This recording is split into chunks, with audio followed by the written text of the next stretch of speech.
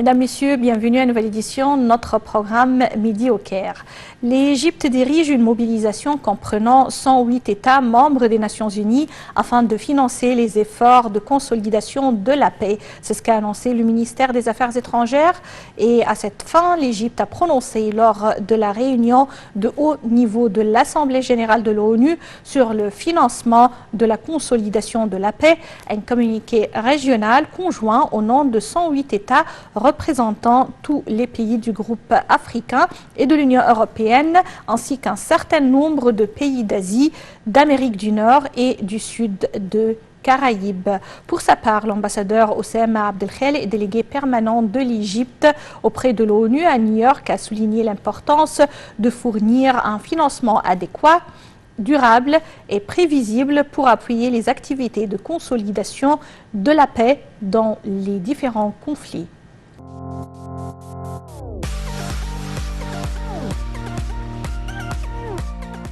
Les relations économiques égypto-américaines sont profondes et diversifiées et ont permis pendant 4 décennies la conclusion d'accords et de financement au développement pour plus de 30 milliards de dollars. C'est ce qu'a déclaré la ministre de la Coopération internationale Rania Al-Machot. Ces accords et ces fonds ont contribué à soutenir les efforts de développement dans les domaines prioritaires et les contrats pour près d'1 milliard de dollars qui ont été signés depuis 2014 dans des secteurs stratégiques dont l'enseignement de base, l'enseignement supérieur, la santé, la gouvernance, le soutien aux petites et moyennes entreprises, le tourisme et l'agriculture.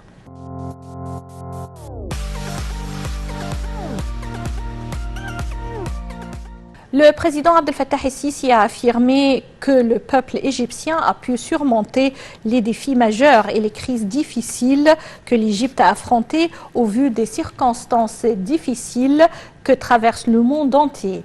Dans une allocution de circonstances prononcée lors du banquet d'Iftar ou la rupture du jeûne de la famille égyptienne, le président a exprimé ses meilleurs vœux aux Égyptiens à l'occasion de ces jours bénis où s'entremêlent les fêtes des musulmans et des chrétiens. Plus de détails à travers ce commentaire. Le président Abdel Fattah el-Sisi a affirmé que le peuple égyptien a pu surmonter les défis majeurs et les crises difficiles que l'Égypte a affrontées au vu des circonstances difficiles que traverse le monde entier. Dans une allocution de circonstances prononcée lors du banquet d'Iftar de la famille égyptienne, le président a exprimé ses meilleurs vœux aux Égyptiens à l'occasion de ces jours bénis où s'entremêlent les fêtes des musulmans et des chrétiens. Le président a affirmé que la conjoncture que l'Égypte a connue après 2011 avait contribué aux difficultés que nous traversons actuellement. Les défis au cours des dernières années étaient majeurs, mais les succès étaient grandioses, a noté le chef de l'État, qui a mis en évidence le soutien apporté par les frères arabes à l'Égypte, sans lequel il n'aurait pas existé jusqu'à nos jours. Le président a invité intellectuels, écrivains, penseurs et professionnels de médias à former un front solide face aux campagnes de suspicion. Le président a enjoint au gouvernement de tenir une conférence de presse pour annoncer le plan de l'État pour traiter la crise économique mondiale. Il a également prôné la dynamisation de l'action du comité de la grâce présidentielle, étant une recommandation de la Conférence nationale de la jeunesse. Le président el-Sisi a chargé l'administration de la Conférence nationale de la jeunesse de coordonner avec les divers courants politiques, partisans et juvéniles pour engager un dialogue sur les priorités de l'action nationale.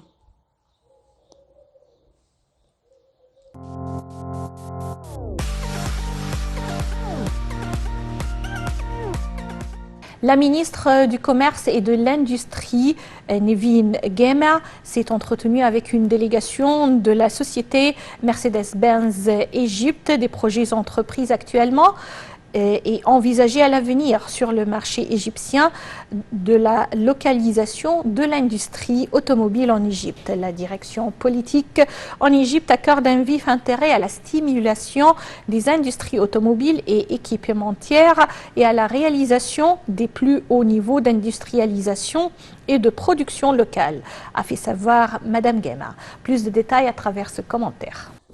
La ministre du Commerce et de l'Industrie, Nevin Gemer, s'est entretenue avec une délégation de la société Mercedes-Benz Egypt des projets entrepris actuellement et envisagés à l'avenir sur le marché égyptien et de localisation de l'industrie automobile en Égypte.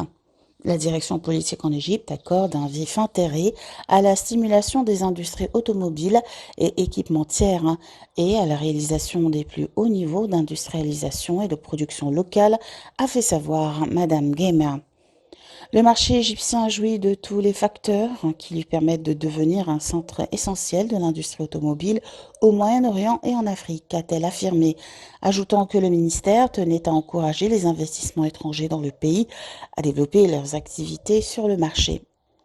Le PDG de Mercedes-Benz Egypt, Gerd Bitterlicht, qui préside la délégation, a indiqué que son entreprise soutenait les orientations du gouvernement égyptien vers la localisation de l'industrie automobile et qu'elle considérait l'Égypte comme un marché prometteur et central pour la fabrication des Mercedes au Proche-Orient. L'entreprise a connu une grande croissance sur le marché égyptien durant les années passées. Elle a construit un centre logistique de la société dans la zone économique du canal de Suez sur une superficie de 20 000 mètres et a accru le nombre de ses distributeurs à 5 pour la vente et le service après-vente dans toute la République, a-t-il dit.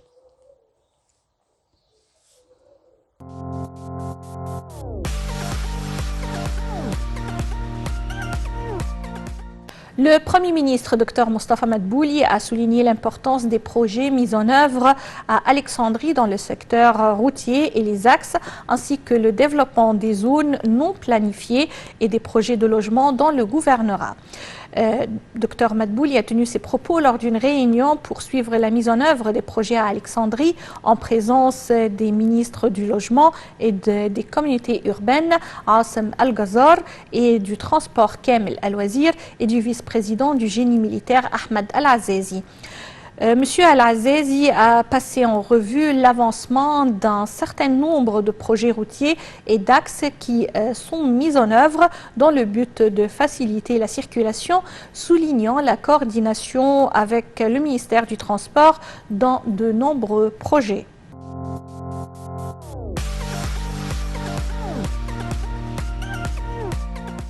Le ministre du Pétrole et des Ressources minérales, Dr Tariq Al-Molla, a affirmé l'acheminement du gaz naturel à plus de 7 millions de logements au cours des derniers 8 ans.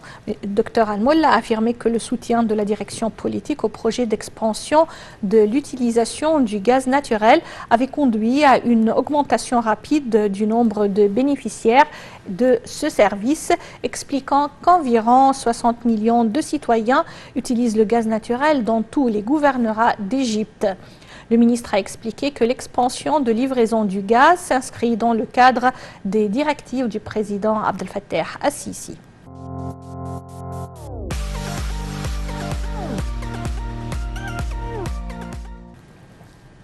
Le ministre du Pétrole et des Ressources minérales, Tariq Al-Molla, a également affirmé que le secteur pétrolier avait adopté plusieurs procédures et initiatives pour soutenir les efforts de la transition énergétique, réduire les émissions et protéger l'environnement, soulignant que des plans étaient en cours pour mettre en œuvre 3 projets en matière de pétrochimie verte avec des investissements estimés à $1,250 milliard. Dans une déclaration, M. Al-Molla a mentionné que le secteur du pétrole avait développé des politiques et des stratégies pour étendre les énergies vertes et mettre en œuvre les technologies en vue de réduire les émissions de gaz, et c'est en concomitance avec l'accueil par l'Égypte de la COP 27 fin de l'année courante.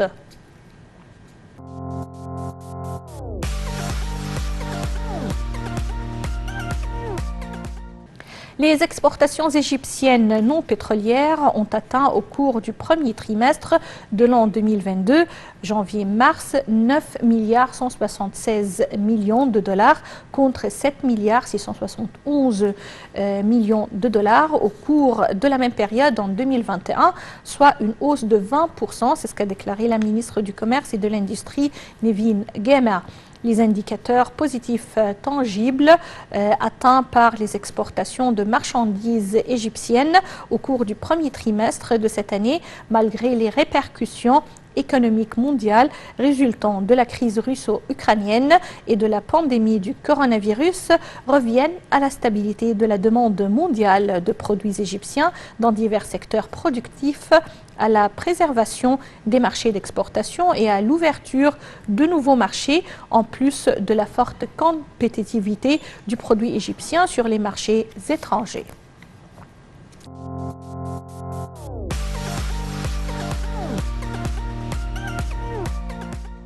Le secteur financier égyptien dispose de liquidités soutenues par les efforts déployés par la Banque centrale d'Égypte en matière de réforme. C'est ce qu'a dit l'institution mondiale Euromoney dans un communiqué sur son site web. Alors que le monde ralentit et lutte contre les vents économiques contraires en raison des confinements et des restrictions, l'Égypte n'a cessé de se renforcer. C'est ce qu'a ajouté Euromoney, soulignant que sa 25e conférence annuelle serait tenue le 26 septembre dans la nouvelle capitale administrative en Égypte, dans le but d'analyser les performances économiques de l'Égypte et de discuter de sa stratégie future.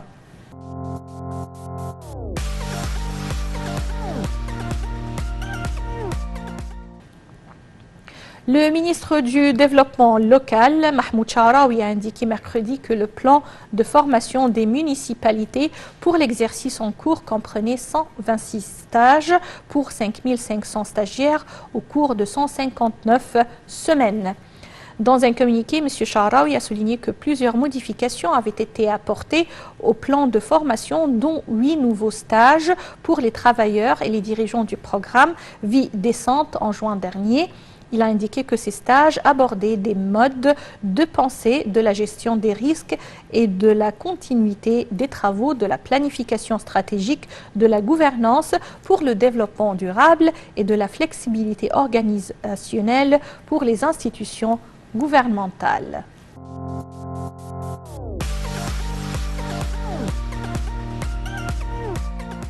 Le ministre des Transports, Kamel Al-Wazir, a examiné avec les chefs de tous les organismes et agences affiliées au ministère des Transports la régularité des travaux dans les installations de transport ainsi que les mesures prises par les différents organes du ministère pour faciliter et sécuriser le déplacement des citoyens par des moyens de transport sûrs, modernes et propre.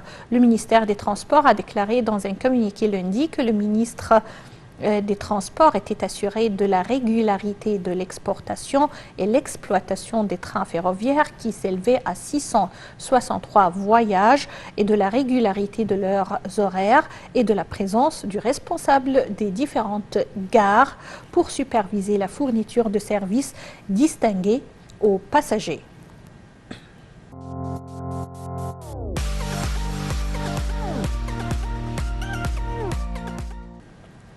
Le ministre des Finances, Mohamed Maït, a affirmé la poursuite de la mise en œuvre du système de la couverture maladie universelle dont les gouvernera malgré les défis économiques mondiaux, ce qui contribue à réaliser le rêve de tous les Égyptiens concernant la fourniture des soins de santé complets et intégrés à tous les membres de la famille égyptienne dans la nouvelle République d'ici 10 ans au lieu de 15 ans et conformément aux directives présidentielles.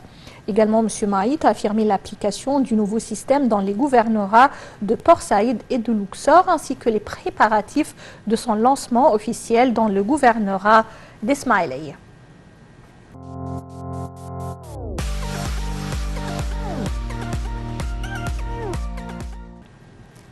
Mesdames, Messieurs, avec cette nouvelle, nous parvenons au terme de cette édition de Midi au Caire. Merci pour votre attention et passez d'excellents moments avec la suite de nos programmes sur Nile TV International. Au revoir.